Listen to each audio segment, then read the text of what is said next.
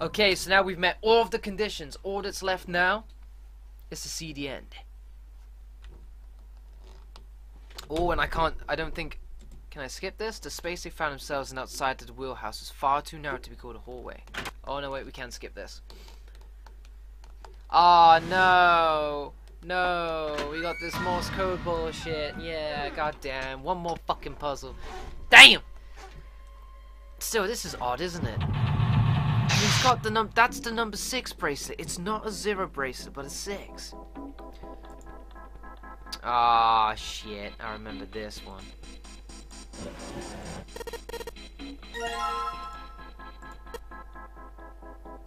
Zero.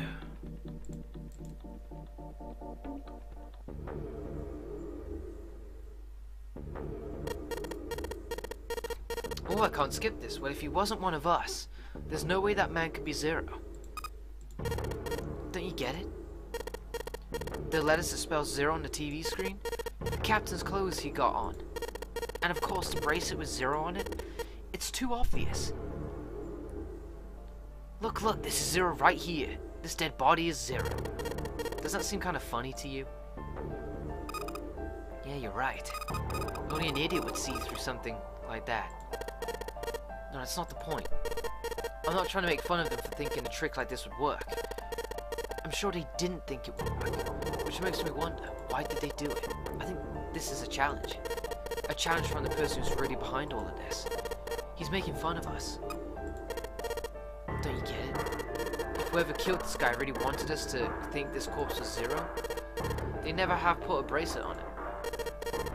Walking about with a 0 bracelet would be like hanging a sign around your neck that said, I did it.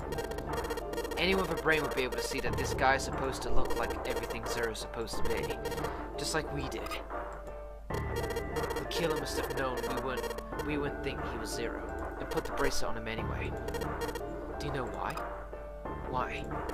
Like I said, he's mocking us. Too bad, suckers. This isn't 0. It's the same bad joke a lot of criminals like to play. They'll just sit back and watch people run in circles.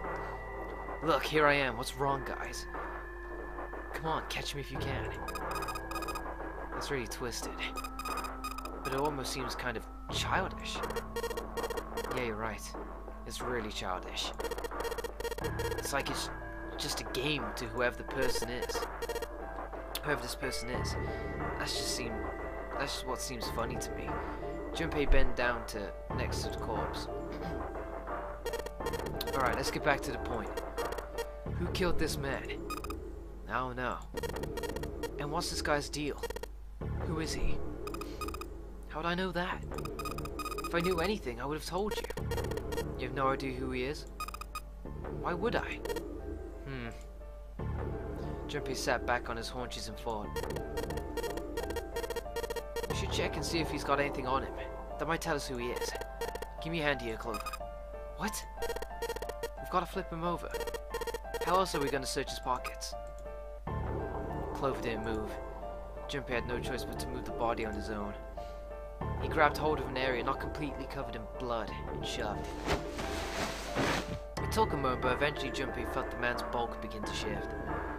But just as it did, something fell from the man's left wrist. The bracelet was 0 on the face. Lastly, let's discuss how to remove the bracelets. There are only 2 ways to do so. 1, you escape from this ship. 2, your heart rate reaches 0.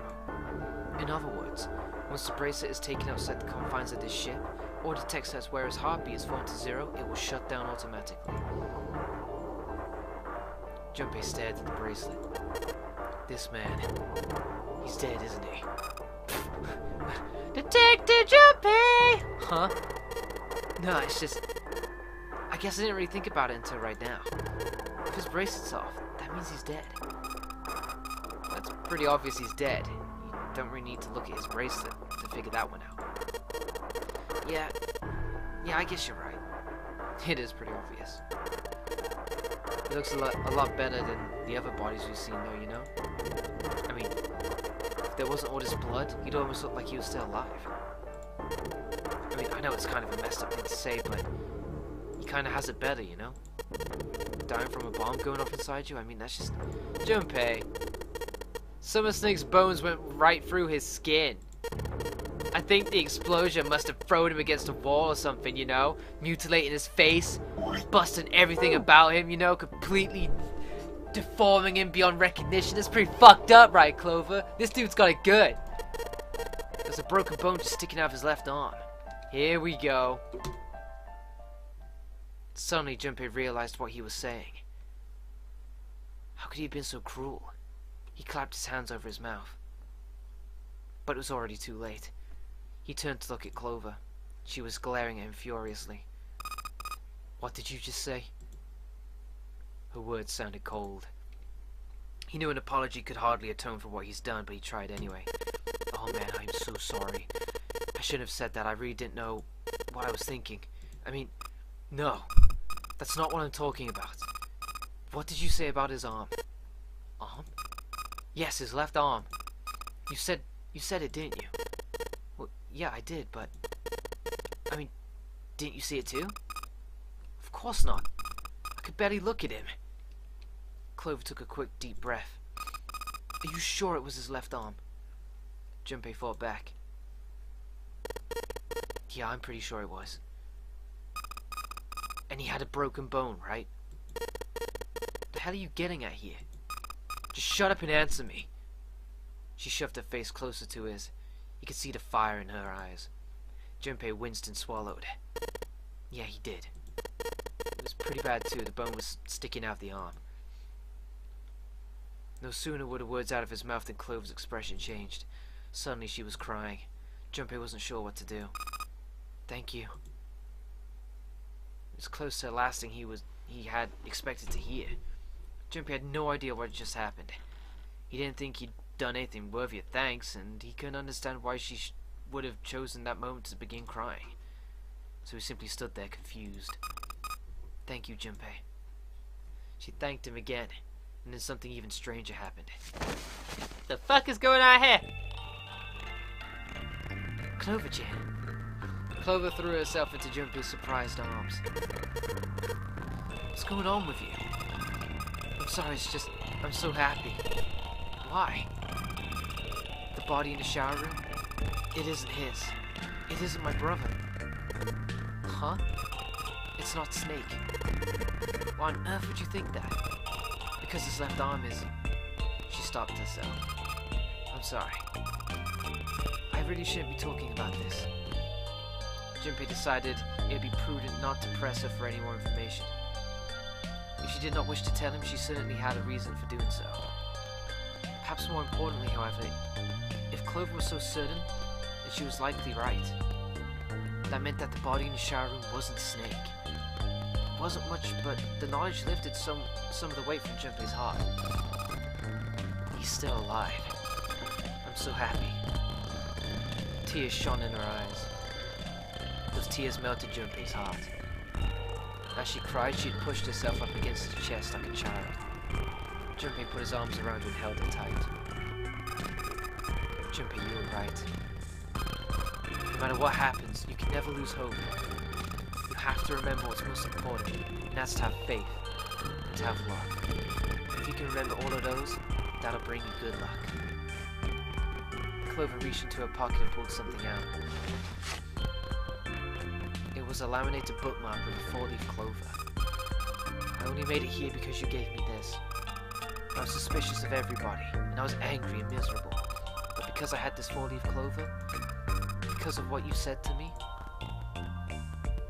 Junpei hadn't thought his words would have had such an effect on her. Her words were making him feel a little awkward. Thank you so much, Junpei. She looked up at him. He scratched his nose and pretended to notice something interesting somewhere else in the room. If you really want to thank somebody, you should be thanking Santa. Santa? Why? Well, he was the one who gave me that thing. And the words for each leaf, I got that from him too. And suddenly, Clover broke away from Junpei. Huh? He looked confused. He hadn't thought she'd reacted that poorly. Clover began to pace across the room. 6 steps to the left, 6 steps to the right. Another 6 to the left, and then she stopped. Did Santa really tell you those things? Her eyes were serious, but not angry. Yeah, he did. Did I say something wrong? Oh no, not at all. In fact, this could be really good news. I think. You think? Santa knew about the words and the clover. The only people who should know about that are other subjects. Other subjects! I knew it! Alright. Subjects? The other people who were in the experiment 9 years ago. With my brother and me. I knew it. But he's blind. And I was part of the Nevada test group. So neither of us would be able to recognize the faces of the people who are on this boat. Whoa, whoa, whoa, whoa, whoa, time out. Junpei held up his hands. He took a deep breath and let it out. Let's just calm down for a second, okay? Start from the top. Don't start with the end and then jump to the middle. You gotta start at 1 and then move to 2 and 3 and 4 and so on. If you don't tell me stuff in the right order, I am never gonna be able to figure it out. Clover nodded. Alright, let's start with this experiment. What happened on this boat 9 years ago? Do you know about morphogenetic fields? He did, and the realization sent chills down Junpei's spine. Have we all been in this experiment?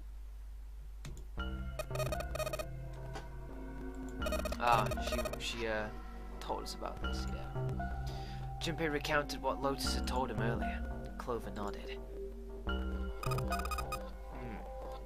Telepathy, huh? Well, that's not really it, but I suppose it's similar. So, they were testing telepathy on this ship? Yeah, I guess so.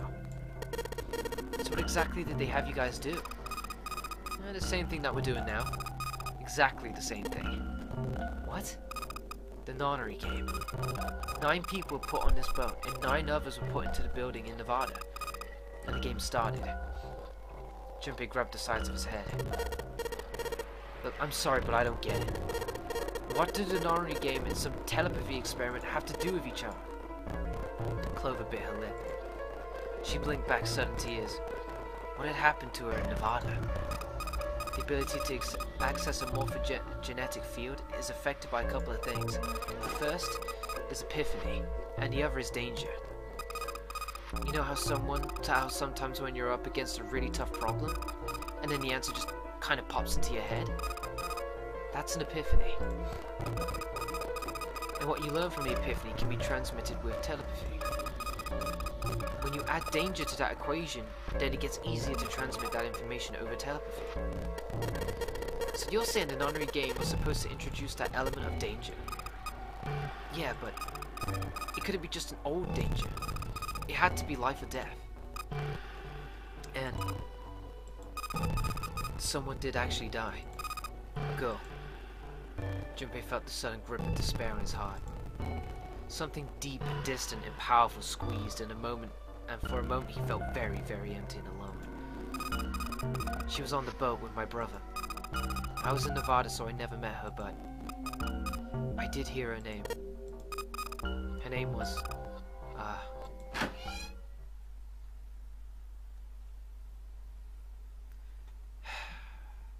I swear. Junpei spun around. Ace! No! Fuck your apologies! Take them and shove them, Ace! Shove them hard! Oh, fuck! I wonder what her name was. We don't know June's name, do we? Well, they don't know June's name. We do. Akane. I wonder if it was Akane. I wonder if she apparently died on that ship. That's my guess. Oh, my apologies. I seem to have disturbed you. Wait a second. So what if we also have that same condition as well? What if we're not able to distinguish the real June who died from this imposter?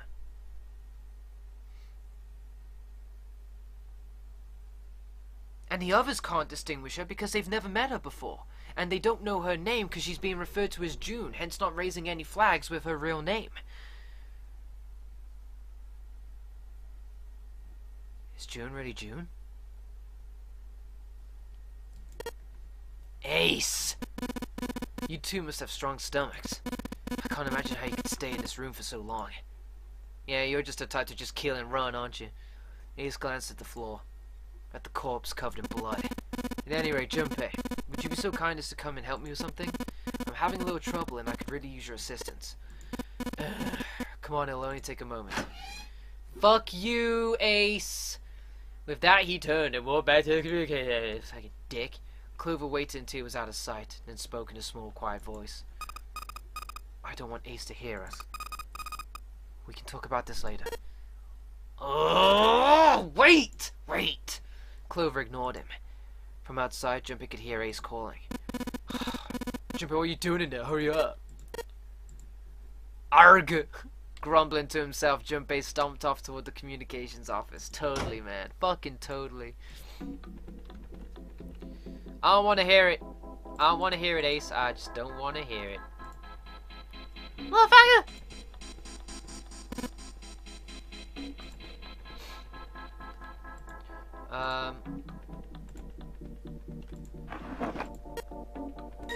Okay, we got a piece of paper. We need that little box thingy, music box. And we needed something to open it with, didn't we? That was the thing needed to open it. Okay.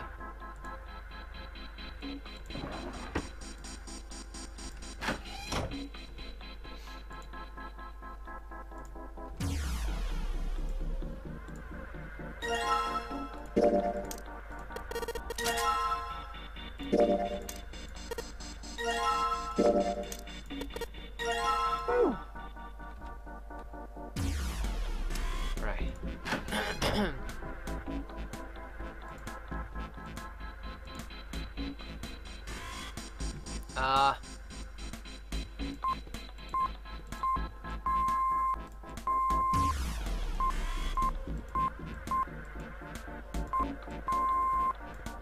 I wonder what this actual code is saying. You know, I can't decode Morse code, but I wonder what this is saying.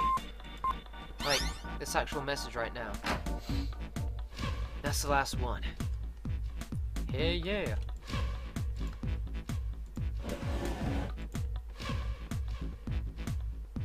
Oh, this was the, yes, all ice.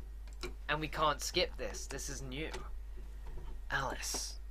Did that mean? Junpei couldn't hold back. He had to know what was in that file. Each page was coded with strange characters. Ah, we can skip this. Damn. I was hoping for something new. There's supposed to be a key to the library on the bottom deck. So it would seem. The bottom deck. The library. Junpei remembered something he heard from Seven when they were in the chemical closet. Alice sleeps in a small chamber past a forest of knowledge beneath the navel of the gigantic. Did beneath the navel mean the bottom deck? Did forest of knowledge mean the library? If it did, then was Alice in a room somewhere beyond the library? Oh shit. What's wrong? Junpei blinked. Only then did he notice Ace looking at him, curiosity and concern written across his face in equal parts. There was no reason for Junpei to hide his thoughts. He began to explain his theory to Ace. Bad idea. Then he stopped. It wouldn't make any sense if Ace didn't know who Alice was supposed to be. So he told Ace everything June had told him. About the Egyptian priestess. About Ice 9. And finally, about the woman who wouldn't melt, who had been recovered from the Titanic disaster. He told him about how she had already been called All Ice, which had eventually turned to Alice. And how she had been purchased by an English millionaire who called himself Lord Gordane. And how Gordane had hid Alice somewhere on the ship. And do you think that he hid her in a small room beyond the library? On the bottom deck? Yeah. Well, I mean, I guess so. I see. Ace stared off into the distance, his hand slowly and absent-mindedly stroking his beard. After a few moments, he had stopped. He turned slowly to look at Junpei and his brows drew together. Junpei, have you ever heard of the term CAS? CAS? It stands for Cells Alive System. It is an advanced technology for freezing and preserving organic matter. Put simply, it is a technique that allows one to freeze things without the formation of ice crystals. Normally, if you freeze something fresh, water within its cells expands and crystallizes, damaging the cell membrane. CAS, however, works differently. The object to be frozen is supercooled using magnetic fields, and then frozen instantly and uniformly, giving ice crystals no time to form. It was originally developed for the preservation of food, as an alternative to normal freezing process. Now, however, there are rumors that it can be used for other things. What do you mean, other things? Well, there are obvious medical uses, but perhaps also space travel. Space travel? You serious? Surely you've heard of suspended animation, cryogenic freezing? It's a fairly common idea in science fiction books and films. People are sometimes frozen for especially lengthy journeys through space. That was when Junpei understood what Ace was suggesting. Whoa, wait a minute there. Ace looked and raised an eyebrow. Are you saying that Alice was frozen using the CAS thing? Well, I'm sure the possibility is quite low, but it is a possibility. This special ice you call Ice 9 does indeed exist. And if CAS was used to freeze her into this sort of ice instantaneously, you think she could be alive? Well, I can't say for sure, of course. I'm only talking about possibilities. The melting point for Ice 9 is 96 degrees, right? If you were put somewhere where she could reach that temperature, that's nuts. Are you really saying she would have defrosted and started walking about? You're quite right. It does sound unbelievable. But if she had, then we would have an explanation for the man we found dead on the floor. You mean the guy dressed like a captain? Yes. He was dead when we found him. Clearly he was murdered. But if he was murdered, then by who? It couldn't have been one of us. That would be impossible. In order to enter the captain's quarters, one must first open door 1. That door that requires that Earth key prevented us from accessing door 1. Who was it that opened that door? Santa and Lotus. Right. Clearly the two of them could not have opened door 1, or any other for that matter. Who else then could have done so? Junpei thought for a second. No. Nobody. After Santa and Lotus had used the Earth key, they turned back and met up with Junpei and June, who had just returned from E-Deck. The four of them then proceeded to return to the large hospital room to reunite with Ace, 7 and Clover. When Junpei and his team had gone into the shower room, Ace, 7 and Clover had been left in the large hospital room. But they wouldn't have been able to open door 1. Perhaps when Junpei and June had taken the elevator to door 2 then? No, that would have been impossible. They were gone only 5 minutes. No human being could have run to the captain's quarters, killed the man in there, and run back in 5 minutes. It would be impossible for any of us to be the murderer. That being the case, who could have killed him? Would it make sense if this killer was someone who had been in the ship for some time? A person like that would know the ship well. They would know the locations of all the hidden passages and secret doors. The numbered doors would mean nothing to them like that, to someone like that. It would be a simple thing for them to enter the captain's quarters. Then you're saying the killer was Alice?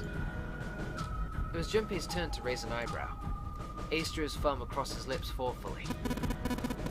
Well, this is all only one possible theory. All ice. Alice. Was Alice indeed somewhere on the ship with them?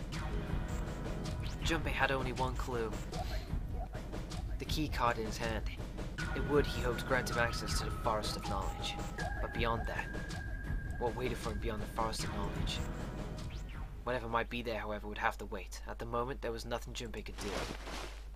He gripped the key card tighter and shoved it deep into his pocket. Oh, bollocks!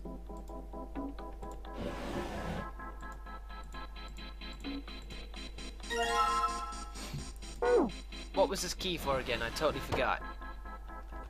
I'm gonna go in here.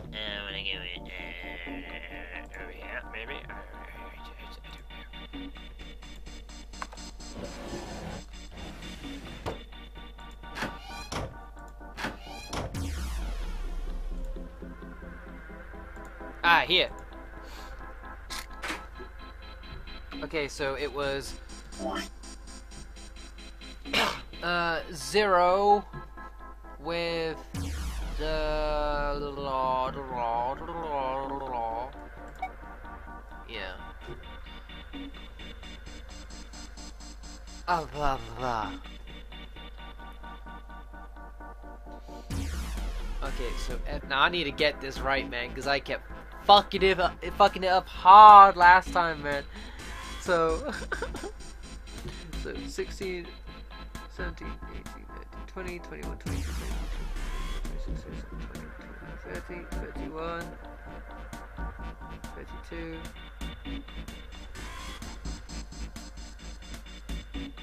Wait, was that 31? Oh, for fuck's sake.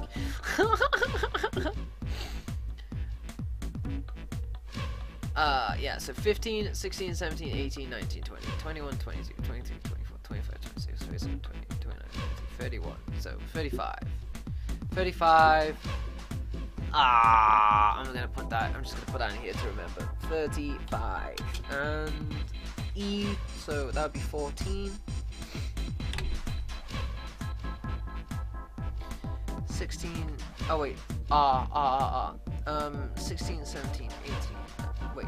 16, 17, 18, 19, 20, 21, 22, 23, 24, 26, 27.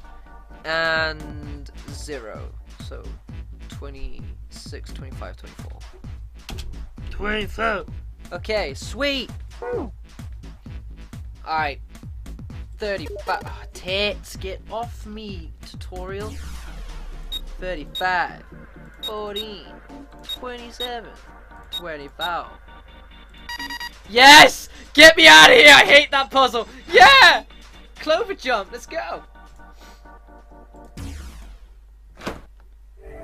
Oh, I don't even want to talk about it, son. Let's just bounce.